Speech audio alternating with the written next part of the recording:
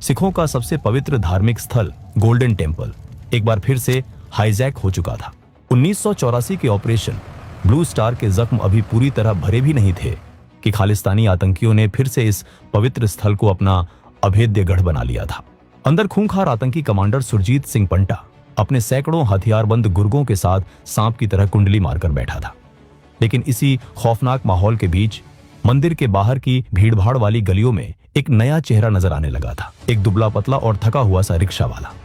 अंदर बैठे आतंकी जो हर वक्त मौत के खौफ में रहते थे, किसी भी अजनबी पर तुरंत शक करते थे। जल्द ही उनकी बाज जैसी नजरें इस नए रिक्शा वाले पर पड़ गईं। उन्हें लगा कि ये पुलिस का कोई नया इन्फॉर्मर है। एक रात एक सुनसान गली में उसे कुछ हथियारबंद आतंकियों ने घेर लिया। कौन है तू? पुलिस का कुत्ता? एक आतंकी ने गुर्राते हुए कहा।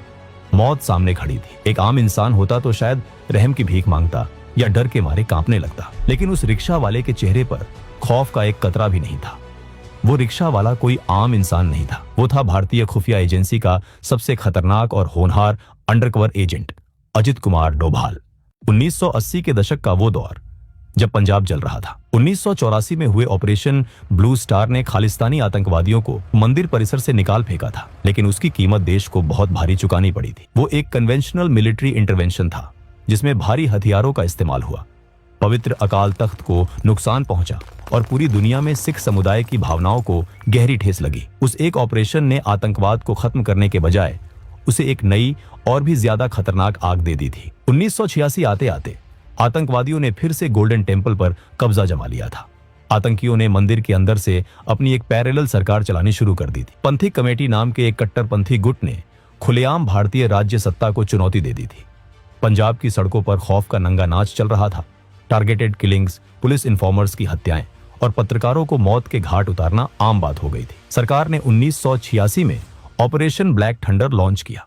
300 कमांडोज ने मंदिर को खाली तो कराया, लेकिन असली बीमारी का इलाज नहीं, क्योंकि आतंकवादियों का नेटवर्क, उनकी फंडिंग और उनका असली कमांड स्ट्रक्चर अभी भी सलामत था। 1988 की शुरुआत तक आतंकियों ने फिर से गोल्डन टेम्पल को अपना अड्डा बना लिया था और इस बार उनका लीडर था एक बेहद खूंखार और शातिर कमांडर सुरजीत सिंह पंटा। पंटा ने गोल्डन टेम्पल को सिर्फ एक छिपने का अड्डा नहीं, बल्कि एक अभेद्य किले में तब्दील कर दिया था।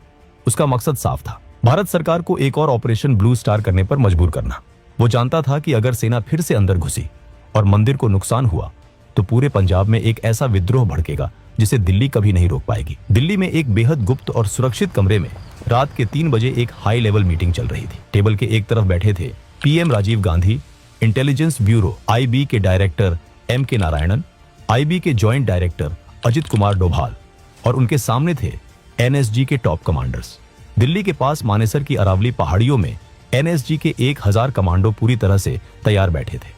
बस दिल्ली से एक गो अहेड का इंतजार था, लेकिन वो ऑर्डर देने की हिम्मत किसी में नहीं थी। हम एक और ब्लू स्टार अफोर्ड नहीं कर सकते। मुझे पवित्र स्थल पर एक खरोंच भी नहीं चाहिए, पीएम राजीव गांधी ने कहा। नारायणन ने अपनी फाइल खोली और कहा, सर, समस्या ये नहीं है कि हमारे कमांडो अंदर कैसे जाएंगे। समस्या ये है कि हमें पता ही नहीं है कि अंदर चल क्या रहा है। हमारी इंटेलिजेंस पूरी तरह से ब्लाइंड है। हमारे इन्फॉर्मर ने खबर दी है कि सुरजीत सिंह पंटा ने पूरे गोल्डन टेम्पल परिसर में हाई ग्रेड एक्सप्लोसिव्स बिछा दिए हैं। अगर हमारे कमांडो अंदर घुसे तो वो उन बमों को उड़ा देगा, पूरा गोल्डन टेम्पल तबाह हो जाएगा और इसका सीधा इल्जाम भारत सरकार पर आएगा। ये सुनकर कमरे में सन्नाटा छा गया। सीआरपीएफ ने मंदिर को बाहर से घेर तो लिया था, लेकिन अंदर आतंकियों की असली संख्या कितनी है, उनके पास हथियार कौन से हैं, उनके मोर्चे कहां हैं और सबसे महत्वपूर्ण बात, क्या वो बम सच में वहां हैं? बिना एक्शनेबल इंटेलिजेंस के हमला करना मौत के कुएं में छलांग लगाने जैसा था। तभी अजित डोभाल ने कहा, सर, अगर हमें अंदर की जानकारी चाहिए तो किसी को अंदर जाना होगा। बाहर बैठकर हम सिर्फ कयास लगा सकते हैं। नारायणन ने उसकी तरफ देखा। तुम जानते हो तुम क्या कह रहे हो। वहां अंदर जाने का मतलब है सीधे अपनी मौत के वारंट पर दस्तखत करना, डोभाल ने कहा। इसीलिए सर, कोई आम इन्फॉर्मर नहीं जाएगा, मैं जाऊंगा। नारायण ने डोभाल की आंखों में सीधे देखते हुए बेहद सख्त लहजे में कहा, याद रखना डोभाल, तुम्हारे पास कोई बैकअप नहीं होगा। अगर तुम पकड़े गए तो भारत सरकार तुम्हें पहचानने से पूरी तरह इनकार कर देगी। डोभाल के चेहरे पर एक हल्की सी आत्मविश्वास से भरी मुस्कान आई। मुझे बैकअप की जरूरत नहीं पड़ेगी सर। फिर नारायणन ने कहा, तुम्हें परमिशन दी जाती है, जाओ और इस नासुर को खत्म करो। अमृतसर में गोल्डन टेम्पल के आसपास की तंग भीड़भाड़ वाली गलियां श्रद्धालुओं और स्थानीय लोगों से खचाखच भरी थी। इसी भीड़ के बीच अजित डोभाल एक रिक्शा वाले के रूप में वहां घूम रहे थे। वो दिन भर उन तंग गलियों में पसीना बहाते सवारियां लेकर जाते, लेकिन उनकी नजरें गिद्ध की तरह मंदिर के हर एंट्री और एग्जिट पॉइंट पर टिकी रहती थी। वो मंदिर की बाहरी सुरक्षा, आतंकियों की आवाजाही और उनके पहरेदारी के पैटर्न को खामोशी से अपने दिमाग में स्कैन कर रहे थे। आतंकी खौफ के उस माहौल में बहुत चौकन्ने थे। सुरजीत सिंह पंटा के गुर्गों को हर अजनबी पर पुलिस का इन्फॉर्मर होने का शक होता था और जल्द ही उनकी नजर अजित डोभाल पर पड़ गई। तकरीबन 10 दिनों तक मौत के साथ आंख मिचौली का ये खेल चलता रहा। डोभाल जानते थे कि उन पर नजर रखी जा रही है। वो चाहते थे कि आतंकी उन पर शक करे। वो चाहते थे कि आतंकी खुद चलकर उनके पास आए। और 10वें दिन वही हुआ। अंधेरी गली में डोभाल को कुछ हथियारबंद आतंकियों ने घेर लिया। बंदूकों की नाल उनकी कनपटी पर टिका दी गई। उन्हें गालियां दी गई, धमकाया गया। उन्हें लगा कि उन्होंने पुलिस के एक और छोटे मोटे इन्फॉर्मर को पकड़ लिया है, जिसे वो अभी दर्दनाक मौत दे देंगे। लेकिन डोभाल ने डरने या रहम की भीख मांगने के बजाय एक ऐसी चाल चली जिसने आतंकियों के होश उड़ा दिए। डोभाल ने सख्त लहजे में एकदम खालिस और रवानी वाली उर्दू में कहा, बेवकूफो, बंदूक नीचे करो। अगर तुमने मुझे मार दिया तो तुम्हारी पूरी कौम की आजादी का सपना यही खाक हो जाएगा। मुझे तुम्हारे पास तुम्हारे आकाओं ने भेजा है। आतंकी सन्न रह गए। कौन आका?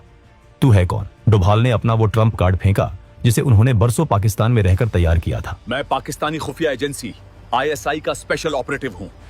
मुझे बॉर्डर पार से खास तौर पर तुम्हारी मदद करने के लिए भेजा गया है। खालिस्तानी आतंकियों को डोभाल की बात पर विश्वास हो गया। ये कोई तुक्का नहीं था। भारतीय खुफिया एजेंसियों ने पंजाब बॉर्डर पर एक असली पाकिस्तानी ISI एजेंट को इंटरसेप्ट करके गायब कर दिया था, जो वाकई में अमृतसर आने वाला था। डोभाल उसी ISI एजेंट की पहचान ओढ़कर वहां गए थे।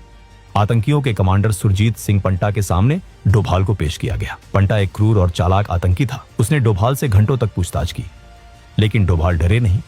पाकिस्तान में बिताए गए अपने 7 सालों के तजुर्बे का इस्तेमाल करते हुए डोभाल ने पंटा के सामने ISI के ऐसे अंदरूनी राज, कोड वर्ड्स और पाकिस्तान की राजनीति की ऐसी बारीक बातें रखी जो कोई आम हिंदुस्तानी जान ही नहीं सकता था। पंटा को यकीन हो गया कि उसके सामने जो शख्स बैठा है वो वाकई में पाकिस्तान से आया उनका दोस्त है। पंटा इस वक्त बुरी तरह से डरा हुआ था। बाहर CRPF का घेरा कसता जा रहा था और उसे किसी भी तरह की बाहरी मदद की सख्त जरूरत थी। उसने डोभाल का स्वागत किया और उसे अपने इनर सर्कल में शामिल कर लिया। अगले कुछ दिन डोभाल के लिए किसी बुरे सपने से कम नहीं थे। वो आतंकियों के साथ खा रहे थे, सो रहे थे और हर पल इस खौफ के साए में जी रहे थे कि अगर एक भी गलती हुई, अगर उनका कवर 1 सेकंड के लिए भी हटा, तो उन्हें ऐसी मौत मिलेगी जिसे सोचकर भी रोंगटे खड़े हो जाते हैं। लेकिन डोभाल अपना काम कर रहे थे। पंटा ने डोभाल को वो बम दिखाए जिनके दम पर वो भारत सरकार को ब्लैकमेल कर रहा था। डोभाल ने बमों का मुआयना किया और तभी उन्हें वो जानकारी मिली जिसने इस पूरे ऑपरेशन की दिशा बदल दी। बम असली नहीं थे, वो नकली बम थे। सुरजीत सिंह पंटा ने सरकार को ब्लैकमेल करने के लिए सिर्फ एक अफवाह उड़ाई थी। उसके पास मंदिर को उड़ाने लायक कोई हाई ग्रेड एक्सप्लोसिव था ही नहीं। ये एक ब्लफ था। डोभाल ने इसके अलावा भी बहुत कुछ देखा। उन्होंने आतंकियों की सही संख्या का पता लगाया, जो कि करीब 200 तक थे। उनके हथियारों की गिनती की, कितनी AK-47 है, कौन सा हथियार कहां रखा है। उन्होंने पूरे मंदिर परिसर का दिमाग में एक ब्लूप्रिंट तैयार कर लिया कि कौन सा आतंकी किस मोर्चे पर खड़ा है, उनके ब्लाइंड स्पॉट्स क्या हैं और कमजोर कड़ियां कौन सी है। इसके बाद डोभाल ने पंटा को यकीन दिलाया कि उन्हें सीमा पार अपने आकाओं से संपर्क करने के लिए बाहर जाना होगा। पंटा, जो इस वक्त बाहरी मदद के लिए बेतहाशा तड़प रहा था, इस झांसे में आ गया। जैसे ही डोभाल उस अभेद्य किले से सुरक्षित बाहर निकले, उन्होंने सीधा रुख किया उस सीक्रेट कमांड पोस्ट की तरफ, जहां पंजाब पुलिस के सुपर कॉप DGP के PS गिल और NSG के टॉप कमांडर बेताबी से उनका इंतजार कर रहे थे। डोभाल ने टेबल पर एक खाली कागज खींचा और अपनी गजब की मेमोरी के दम पर पूरे गोल्डन टेम्पल का एक सटीक नक्शा बनाया। डोभाल ने उस नक्शे पर उंगली रखते हुए कहा, पंटा के पास मंदिर को उड़ाने लायक कोई बारूद नहीं है, बम नकली है, ये सिर्फ एक साइकोलॉजिकल ब्लफ है। कमरे में मानो एक भारी बोझ उतर गया। जिस म्यूचुअली अश्योर्ड डिस्ट्रक्शन के डर से दिल्ली के हाथ पैर बंधे हुए थे, डोभाल ने उस डर को जड़ से उखाड़ फेंका था। डोभाल ने आगे कहा, अंदर करीब 200 आतंकी हैं। उनकी पोजीशन परिक्रमा के ईस्टर्न और सदर्न टेरेसेस पर ज्यादा मजबूत है। अगर हम उन्हें सटीक स्नाइपर फायर से पिन डाउन कर दें तो वो खुद घुटने टेक देंगे। इसके बाद गिल ने NSG कमांडर की तरफ देखा और कहा, शिकार अब पिंजरे में है और पिंजरे का ताला हमारे पास है। 11 मई 1988 ऑपरेशन ब्लैक थंडर 2 आधिकारिक तौर पर शुरू हो चुका था। KPS गिल बाहर से पुलिस फोर्स का नेतृत्व कर रहे थे। NSG के 51 स्पेशल एक्शन ग्रुप के 1000 कमांडो एक्शन में आ चुके थे। लेकिन इस बार कोई अंधी फायरिंग नहीं हुई। आर्मी की तरह इन्फेंट्री को अंदर नहीं धकेला गया। रणनीति थी थकाकर मारना। डोभाल द्वारा दिए गए सटीक नक्शों की मदद से एनएसजी के स्नाइपर्स ने मंदिर के चारों तरफ मौजूद ऊंची इमारतों पर अपनी पोजीशंस ले ली। इनमें सबसे अहम था एक 300 फुट ऊंचा पानी का टैंक, जहां से मंदिर के अंदर का पूरा आंगन साफ नजर आता था। एनएसजी के पास जर्मनी की बनी hi-tech Heckler and Koch PSG-1 sniper rifles थीं, जिनमें नाइट विजन स्कोप लगे थे। जैसे ही कोई आतंकी कवर से बाहर निकलने की कोशिश करता, स्नाइपर की एक सटीक गोली उसे वहीं ढेर कर देती। आतंकियों की पूरी डिफेंस लाइन पैरालाइज हो चुकी थी। उसी समय बाहर से मनोवैज्ञानिक युद्ध शुरू कर दिया गया। मंदिर की बिजली और पानी की सप्लाई काट दी गई। भीषण गर्मी में आतंकी प्यास से तड़पने लगे। लाउडस्पीकरों पर लगातार घोषणाएं की जा रही थी कि वो सरेंडर कर दें। लगातार स्नाइपर फायर और पानी की कमी ने खालिस्तानी आतंकियों के हौसले पस्त कर दिए। 18 और 19 मई को आतंकियों ने हथियार डाल दिए। करीब 200 खालिस्तानी आतंकी ने सरेंडर किया। 41 आतंकी मारे गए, जिनमें सुरजीत सिंह पंटा भी शामिल था, लेकिन उसने खुद साइनाइड खाकर अपनी जान दे दी। इस ऑपरेशन की सबसे बड़ी जीत ये थी कि एनएसजी का एक भी कमांडो शहीद नहीं हुआ। आम नागरिकों की कोई जान नहीं गई और सबसे अहम पवित्र गोल्डन टेम्पल को खरोंच तक नहीं आई। ऑपरेशन ब्लू स्टार का कलंक ऑपरेशन ब्लैक थंडर 2 की शानदार सफलता से धुल चुका था। इस बार पूरा ऑपरेशन मीडिया के कैमरों के सामने हुआ था, ताकि आतंकी बाद में मंदिर की बेअदबी का कोई झूठा प्रोपेगेंडा न फैला सके। इस अदम्य साहस और बेमिसाल खुफिया ऑपरेशन के लिए 1989 में राष्ट्रपति ने अजित कुमार डोभाल को कीर्ति चक्र से सम्मानित किया। यह इतिहास में पहली बार था जब किसी पुलिस या खुफिया अधिकारी को यह मिलिट्री सम्मान दिया गया था। ये वीडियो केवल इतिहास और सार्वजनिक रूप से उपलब्ध रिपोर्ट्स पर आधारित एक डॉक्यूमेंट्री शैली की प्रस्तुति है। इसमें किसी भी प्रकार की गोपनीय या संवेदनशील सैन्य जानकारी साझा करने का उद्देश्य नहीं है। यदि किसी जानकारी में त्रुटि हो तो कृपया हमें बताएं, हम उसे सुधारने के लिए तैयार हैं।